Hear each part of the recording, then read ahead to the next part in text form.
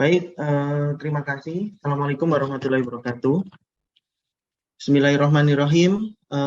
Selamat siang bagi Bapak Ibu reviewer, serta Bapak Ibu reviewer yang kami hormati, serta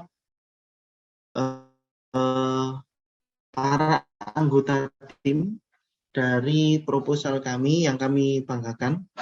Dengan matching fund ini, kami harapkan kesanggupan dari para anggota tim untuk bekerja bersama-sama.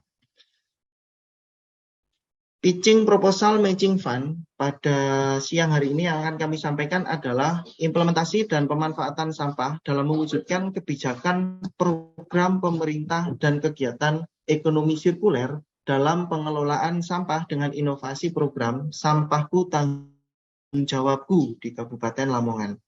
Perkenalkan, sebelumnya saya Ketua Tim Pengusul, Bapak Muhammad Rizal Nur Irawan, lalu anggota 1 saya, Bapak Ali Fatoni, anggota 2 saya, Bapak Ruswaji, dan anggota 3, Ibu Masbun. Mitra kami dari Dinas Lingkungan Hidup dengan Bapak Muhammad Khairil Huda, beliau sebagai Kabid Pengelolaan Sampah dan Limbah P3. Rumusan masalah dan urgensi Reka Cipta. Yang pertama adalah bagaimana mewujudkan pentingnya inovasi Samtaku dan kesadaran masyarakat di Kabupaten Lamongan. Yang kedua, bagaimana strategi dan sosialisasi dalam pemanfaatan dan pengelolaan sampah organik atau non-organik. Yang ketiga, bagaimana program ekonomi sirkuler ini bisa terwujud, mampu menyadarkan masyarakat terkait pentingnya kebersihan lingkungan, serta dapat memanfaatkan dan menghasilkan pendapatan. Yang keempat, bagaimana masyarakat bisa menggunakan dan memaksimalkan mall atau bank sampah dengan baik di setiap kecamatan di Kabupaten Lamongan. Sebagai contoh kasus yang ada di 2 daerah di Kecamatan Pucuk, di sebelah utara pasar Kecamatan Pucuk bisa kita lihat di foto atau gambar yang kami tunjukkan di sebelah kiri, sepanjang jalan arteri Pucuk di sebelah utara pasar Pucuk itu berjajar sampah-sampah rumah tangga. Lalu di sebelah kanan, di salah satu desa di Kecamatan Babat, bahkan sampai menutup aliran sungai. Nah, di sepanjang tahun 2022, pemerintah Kabupaten Lamongan melalui Dinas Lingkungan Hidup menerima sampah baru tercapai 20 ton rata-rata per hari. Jadi penerimaan sampah selama tahun 2022 rata-rata per hari 20 ton. Nah, sedangkan pada tahun 2023 target penerimaan sampah 40-60 ton per hari. Inovasi yang kami usulkan adalah ekonomi sirkuler yang mana merupakan model industri baru yang berfokus pada reducing, reusing, dan recycling yang mengarah pada pengurangan konsumsi sumber daya primer dan produksi limbah sampah organik atau non-organik. Berikut penjelasan alur prosesnya seperti gambar di bawah ini. Alur pengolahan sampah ekonomi sirkuler yang kami ambil adalah sampah rumah tangga. Sampah rumah tangga menghasilkan 2 tipe sampah, yaitu sampah organik dan sampah anorganik. Yang sampah organik diolah menjadi pupuk kompos. Yang kedua, sampah anorganik bisa dijual langsung ke pengepul dan melakukan proses transaksi ke industri daur ulang. Atau yang kedua, didaur ulang menjadi kerajinan. Implementasi ekonomi sirkuler dalam pengelolaan sampah.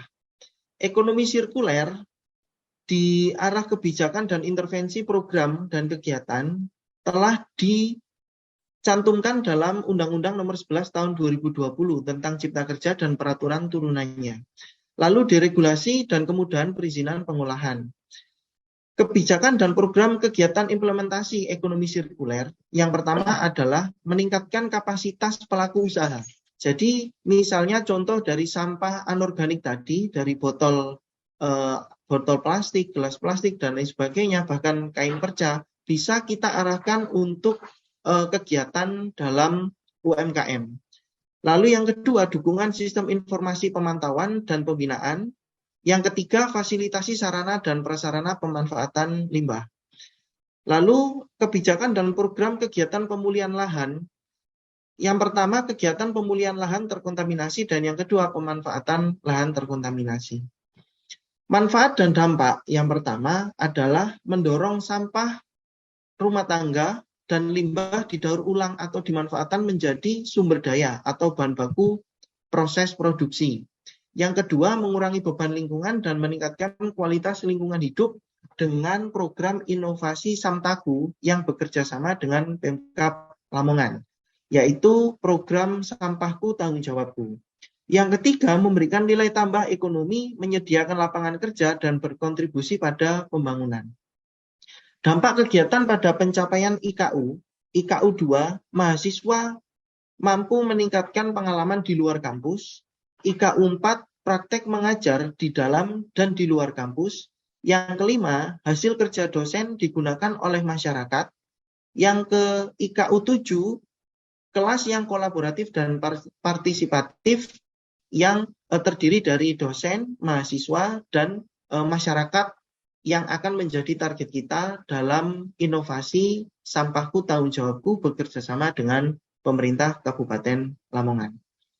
Sekian presentasi dari kami. Jika ada yang perlu kita diskusikan, kami persilahkan, kami kembalikan lagi ke reviewer. Terima kasih, sekian. Wassalamualaikum warahmatullahi wabarakatuh.